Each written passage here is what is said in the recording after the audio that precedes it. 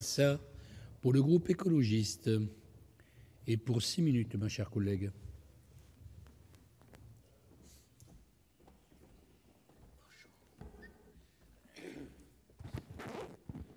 Monsieur le Président, Monsieur le Ministre, Madame Catherine Troendlé, qui remplace le Président de la Commission des lois, Monsieur le rapporteur, mes chers collègues, nous sommes réunis aujourd'hui pour débattre du projet de loi issu des travaux de la commission mixte paritaire relative à la sécurité publique.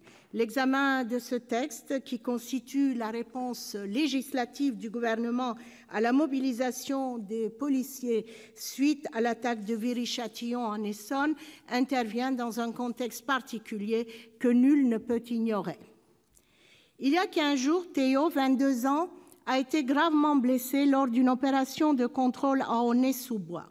Il affirme avoir été victime d'insultes racistes, de coups et avoir subi un viol. Hospitalisé, opéré en urgence, il s'est vu prescrire 60 jours d'incapacité totale de travail.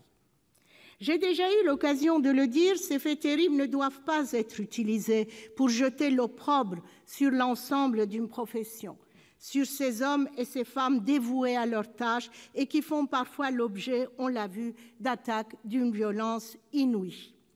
Toutefois, l'affaire Théo et les répercussions qu'elle a eues dans toute la société doivent nous interroger.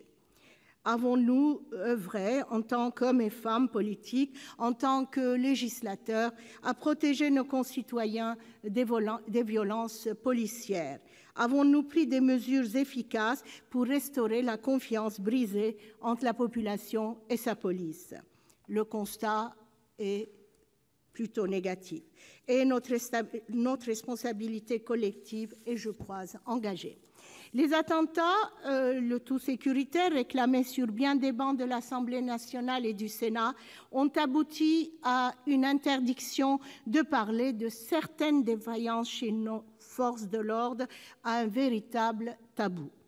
Qui aura tenté de rappeler la nécessité d'un récépissé au contrôle d'identité, ce que nous avons fait ici aux côtés de nos collègues communistes? Qui aura plaidé pour le retour d'une véritable police de proximité? Qui aura réclamé plus de transparence de l'usage des armes par les forces de sécurité? Ceux qui l'ont fait ont été accusés avec parfois outrance d'avoir osé exprimer de la défiance envers des forces de l'ordre dont l'unique objectif serait de nous protéger des terroristes. Éric Ciotti, bien connu pour sa mesure en toutes circonstances, a même encore, il y a quelques jours, réclamé que les manifestations contre les violences policières soient interdites. Parce que, pour certains, les violences policières, ça n'existe pas. Nous parlons aujourd'hui d'encadrer les circonstances dans lesquelles les policiers pourront utiliser leurs armes. Et nous parlons de l'usage que police et gendarmerie font de la force politique dont ils sont, de la force publique, dont ils sont dépositaires. Dans un tel contexte, la première des choses est de s'atteler, me semble-t-il, à faire la lumière sur un certain nombre d'éléments. C'est un des combats que mène l'ONG ACAT France depuis des années. Ainsi, pendant 18 mois, l'ACAT a réalisé un état des lieux des violences policières en France. Au terme de son enquête, elle a publié un rapport intitulé « L'ordre et la force » pour briser le silence autour de cette question. Ce rapport, qui repose sur l'analyse de 89 cas d'utilisation excessive de la force par la police et la gendarmerie, met en évidence dans quelles conditions, avec quelles méthodes et quelles armes sont commises les violences policières. Au regard du bilan humain découlant de l'utilisation de certaines armes, flashballs et tasers notamment, et des gestes d'immobilisation, c'est probablement leur usage qui devrait être réformé et encadré plus strictement.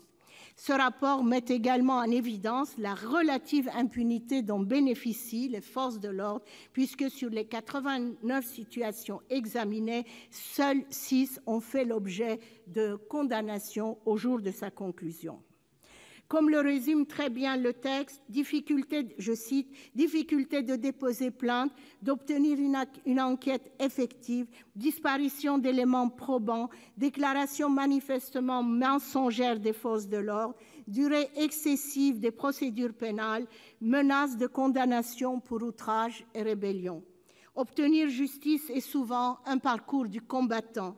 Lorsque les agents sont condamnés, les sanctions sont faibles au regard d'autres condamnations pénales prononcées en France. » Les images de l'arrestation de Théo, les constatations médicales surtout et son témoignage ont empêché les habituelles contestations des faits et remises en question de la personnalité de la victime.